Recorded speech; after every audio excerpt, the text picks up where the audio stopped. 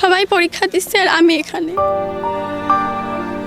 একটি প্রবেশপত্র, একটি পরীক্ষা আর একটি বছরের স্বপ্ন, কিন্তু কিছু অসাধু মানুষের অনিয়ম ও প্রতারণায় এইচএসসি পরীক্ষার প্রথম দিন পরীক্ষা কেন্দ্রে বসতেই পারেনি 18 শিক্ষার্থী। তবে শেষ মুহূর্তে বিশেষ ব্যবস্থা নিয়ে তাদের জন্য আশার খবর দিয়েছে রাজশাহী শিক্ষা বোর্ড।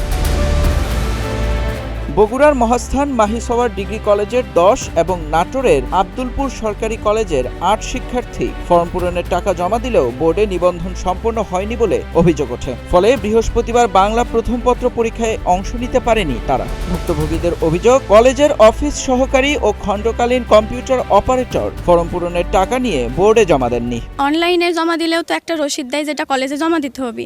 তাহলে ওই স্যারও আমাকে বলেছে যে তুমি এই দিন আসো, যে এই রসিদটা নিয়ে যাবে। সেদিন আমি যখন আইছি তখন বলেছে যে এই রসিদের দরকার নাই। পরে অনেক দিন আমি জিজ্ঞেস করেছি যে আমার ফর্ম ফিল আপ হয়েছে কিনা। আমাকে বলেছে যে হ্যাঁ তোমার সব ফর্ম ফিল আপ হয়েছে, অ্যাডমিট আসবে যেদিন সেদিন তুমি ফর্ম অ্যাডমিট নিয়ে যাবে। ওই লোক এখন আমার অ্যাডমিট ঠিক করবো বলে রাজশাহী যায় বসে আছে, এখন পর্যন্ত আসেনি। ওর ফোন বন্ধ করে রাখিছে, এখন ওর জন্য আমার পরীক্ষা দেওয়া হচ্ছে না।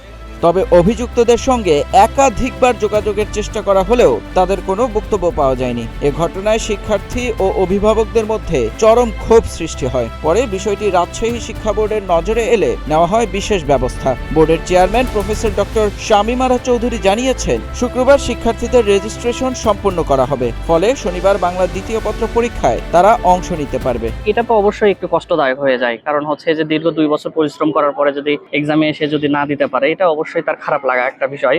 এবং ফিউচারের জন্য একটা বছর পিছিয়ে যাওয়া মানে অনেক কিছু। যেহেতু এই উদ্যোগটা সরকারের পক্ষ থেকে নিছে, এর জন্য সরকারকে অবশ্যই সাধুবাদ জানাচ্ছি। এটা অবশ্যই একটা প্রশংসনীয় উদ্যোগ। এতে করে শিক্ষার্থী তাদের ক্ষতিটা পুষিয়ে উঠতে পারবে। পরীক্ষায় অংশ নেওয়ার সুযোগ পাওয়ায় কিছুটা স্বস্তি ফিরেছে শিক্ষার্থীদের মনে। একই সঙ্গে এমন ঘটনার পেছনে দায়ীদের বিরুদ্ধে সুষ্ঠু তদন্ত ও দৃষ্টান্তমূলক ব্যবস্থা নেওয়ার দাবি জানিয়েছেন ভুক্তভোগীরা। মেহেদী ইসলাম সোহাগ, গ্রিন টিভি ডিজিটাল।